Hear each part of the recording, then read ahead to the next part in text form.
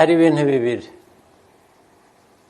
Arsenal njya kuyihitamo kuba itimu nkunda n'iki, hashize igihe kinini, bigomba kubirenza imyaka 30 cyangwa n'indi irenzeho. Icyo gihe yari itimu nyine kandi ifite amateka gaburi ugiye kureba muri English Premier League, muri ya matimu yose ni imwe mu za mbere zabanje zirengeje imyaka 100,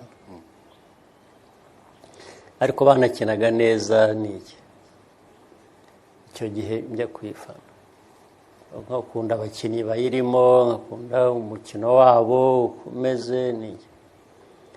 Hanyuma nyine biza muri ibi bihe by'ejo bundi aho idaheruka muri Big Four.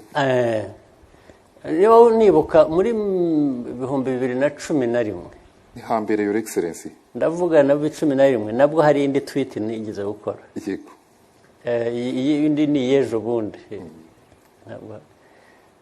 Nayo mvuga nk'ibyo narebaga itagenda neza, nabyo mbivuga ndetse nza kuvuga ntakwiye kugira igihinduka. Ntabwo nzi niba igihinduka ari abakinnyi, ari umutoza, ariko hagomba kugira igihinduka, kubera ko narebaga ubona batangiye ubundi bajyaga baba mbere nyine iteka mu ba mbere bane. In fact babanje kujya bakina bashaka kuba ba mbere, bigeze aho kuba ba kabiri ntacyo byabatwaye, bigeze aho bijya muri ba mbere bane nabo bigeze aho no mu ba mbere 10 bakaba babamo.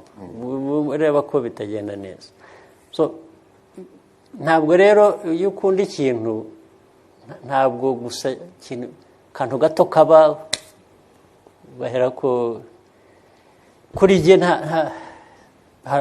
umuntu wese afite uburenganzira bwo kuba yabishobora no kuvuga ati iyi ngibi nafanaga nakurikiranaga ndashaka iriya. Ibyo ni uburenganzira bw'umuntu kuba yabikora, ariko ntabwo ariko meze. Niba ndahendahenda ndihangana, najya n'inama aho bibaye ngombwa bishoboka,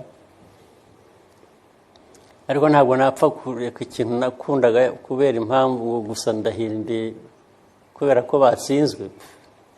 Ni ikibazo, ariko ni ikibazo bakwiriye kugishakira umuti.